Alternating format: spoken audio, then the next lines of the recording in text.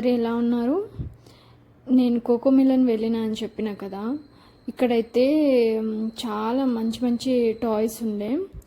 నాకు దీన్ని చూడంగానే ఫస్ట్ అనిపించింది చాలా మంచి బిజినెస్ ఐడియా అనిపించింది. చిన్నగా సూపర్ ఉండే, ఒక 2 BHK రూమ్ అంతనే ప్లేస్ ఉండే. కానీ పిల్లలందరూ సాయంత్రం అయినాక ఇక్కడ మంచిగా తీసుకొస్తే చాలా మంచిగా ఆడుకుంటారు. పేరెంట్స్ కూడా ఇక్కడ తీసుకొచ్చి పిల్లల్ని ఆడిపిస్తున్నారు.